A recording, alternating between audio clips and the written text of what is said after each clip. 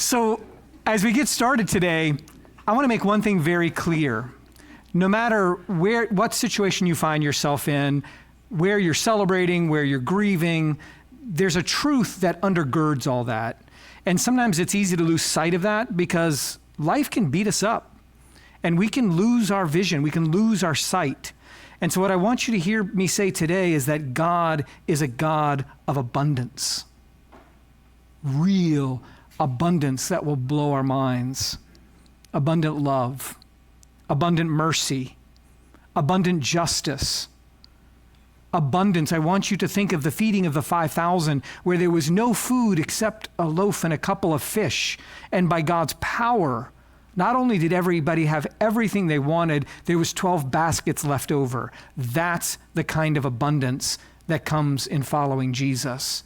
And so I dare you to begin to imagine that in your life as you talk to others. Evangelism, not just to mint new Christians, but to share that kind of abundant life in God so that others can partake of that. We need to remind ourselves that God is a God of abundance. In today's gospel lesson of Matthew, we get a sense of that abundance. First, it begins with showing us what Jesus is doing. And if ever you get lost or you're not sure what to do, take a look at what Jesus is doing. He's moving through the villages. He's moving through the cities. He's teaching. He's proclaiming the good news. He's healing the sick, and he's setting people free. That is his ministry of abundance. In a sense, helping people to become the fullest version of themselves that they can be. Sometimes we operate in a little slice of who we can be, and there is so much more that you are uniquely made to be. And Jesus is going through the towns and the villages and reminding people whose they are and who they can be. And then, right after that, Jesus calls his 12 disciples, and he gets ready to send them into the harvest. As he says, the harvest is plentiful, but the laborers are few. And I would suggest it's actually not that there's few laborers, it's that there's few willing laborers. We'll talk about that in a minute and what that means for us. What does that mean to have a harvest before us and to have some reluctance to go into that harvest, even though as followers of God, that's what we're called to do. So Jesus then calls his 12 disciples and we get their names. I'm going to do something which is a little embarrassing, and maybe when you were a kid, you learned this song, but never underestimate the power of teaching children about the Bible. It sticks with them forever. I can never get this out of my mind. Peter, Andrew, James, and John, fishermen of Capernaum, Thomas and St. Matthew too, Philip and Bartholomew, James the less, and Jude the brave, Simon the zealot, and Judas the knave. 12 disciples here in all, following the master's call. So I have been singing that since I was about 5. Thank you.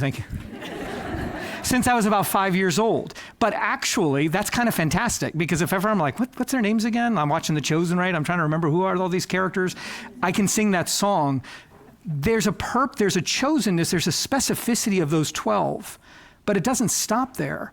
Those 12 call 12, call 12. And we are here today by virtue of that call and by virtue of that harvest that these disciples said, okay, I will go. I will trust you with little or nothing. Send me into the harvest. And that's actually, I'm planting the point of it all. You too are being called in your specific way to yield the harvest. So this coming week is VBS, and that's part of what we're going to be doing. I don't think they're teaching them that song, but when you get an invitation to help out with Vacation Bible School, don't just brush it off. It is that kind of learning and teaching and shaping that we're trying to do with our children, and we need you to be part of it. And if you still haven't said, yes, I'll help out with just providing crowd control or teaching or something, there are people here who can put you in connection with people who can help. So Jesus calls the disciples and he basically, no surprise, asks them to do what he's been doing. Teaching, preaching, healing, setting people free. And that's what they do. So Jesus is the Lord of the harvest. This is not ours. We do not set this up. We do not make the growth happen. We are, in a sense, servants, laborers of God. And so the question I have is, I wonder what God is preparing even now for you to enter into that you have no idea. Because it doesn't begin with you and it doesn't end with you. We hand it off from generation to generation. But I suggest there is a harvest right now. There is something that God has planted that now God is inviting us to go out and do our part to bring in that harvest and to celebrate that. So what do we actually mean by a harvest? We know the farming imagery. We know the idea of the seasons of the year, and there's a point where there's great harvest and great celebration, God willing, if the elements allow it, to bring in the food for the coming year. But in this context, it's a spiritual harvest. And I think as we look around our world today, even among friends, there are ways that we are enslaved to things that are not God. It can be attitudes. It can be behaviors towards those who are different from us. It can be social media. It can be our devices. It can be our proclivity to work too much or too little. Whatever the things are for you that, in a sense, bind you and keep you from being the fullest version of yourself, Jesus comes to us to set us free, to break us out of some of those patterns that are not life-giving. And as we experience that in our lives, as we come to St. Michael, we make friends, we prioritize worship, we prioritize learning and service and giving. As we learn these habits of discipleship, we then go out and share that with others, not just because we want to make new Christians, but because people are desperate for good news. They are desperate for freedom, for healing, for mercy, for kindness. That's the kind of ministry that God is calling us into. And as I said, the harvest belongs to God. All we have to do is show up. We have to go 2 by 2 with our friends and yield the harvest that God has prepared.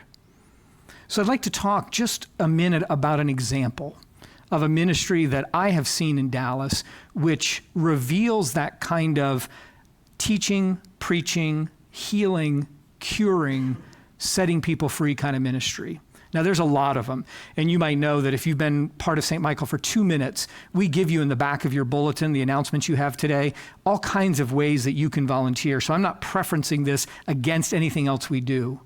But I had a conversation about a month ago with Samira Page of Gateway of Grace. And I don't know if you know this work, but for over 20 years, she has been working with refugees coming into the Dallas area who have nothing. They're from Afghanistan and Syria and Iran and soon to be Ukraine and other areas, and they get resettled. Dallas takes more refugees in than any other metropolitan center, and they come in without the language, often with a different religion, not understanding the culture, and in a country that's not always super glad they're here. So they land in Dallas. And Samira, who was a refugee from Iran, she has a fantastic story. She was Muslim. She encountered the Virgin Mary when she was a child, didn't know who it was, but through that experience became Christian, had to flee Iran for her life and because her husband was about to be killed, and literally trekked over mountains and deserts, and ended up, she had crossed the border and they were deciding where to send her, and they sent her to Dallas. She had no idea where Dallas was or what that meant. But as she tells the story, within 2 hours of arriving, for some reason, by God's grace, there was an apartment that was available because someone else had not shown up. And she found an apartment, and she began to be able to work and go through the process of becoming an American citizen. And she said when she first arrived in this country, the saddest, loneliest time was the holidays because she didn't know anybody. And I don't know if you realize or take for granted when it comes to Christmas or Thanksgiving or those times where you go to be with your people. And then if you think of the refugees who in many cases do not have someone to join, it's the saddest time, especially for folks from different countries. And she kind of vowed that the kindness and hospitality that she received, and in thinking of them in those holidays, that they would not be alone. So she started this modest ministry, which has now become huge. And what she does is she has teams of volunteers that come from churches to lend a hand, to help donate some furniture for the first apartment, to help with job skills, some of the things that are just basic to helping someone acculturate. And what's amazing about this is there are some groups who, in a sense, they want you to check that box of Christian, right? We'll help you if you're a Christian or if you convert or whatever. That's not her path. Her path is kindness first, compassion first, God works the rest out.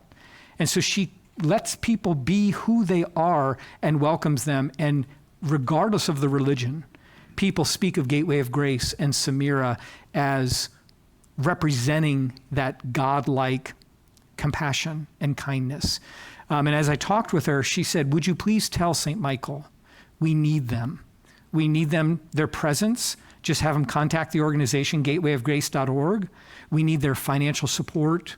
We need to be able to partner with these people coming in with nothing, because often the government gives very little, and it's faith-based organizations who help these people weave into society. And so she's very much keeping her eyes on God, Christ at the center, the Holy Spirit filling their ministry, and yet not demanding a kind of thin conversion or a sense of, to be you will do this if you get baptized. We are called to grow the church. We are called to baptize. We are called to increase the faith. But I would invite you to think about evangelism and mission as starting with kindness, starting with compassion, letting someone be where they are, and then letting Jesus reveal God's self to them in that way. And so I'm thankful for Samira, and I'm thankful for the Gateway of Grace. Friends, the harvest is plentiful, and that means there are people who are ready to receive a kindness, to receive a mercy, to receive an invitation. And you and me, we are called to extend that love of God to them. It is God's harvest. Jesus calls us into that bounty. It may involve teaching, preaching, healing, or setting people free. But there are so many ways to participate. I've given you one example, but there are many ways at St. Michael. The harvest is plentiful, but the laborers are few. Therefore, ask the Lord of the harvest to send out laborers into his harvest. What are you being called to next? Amen.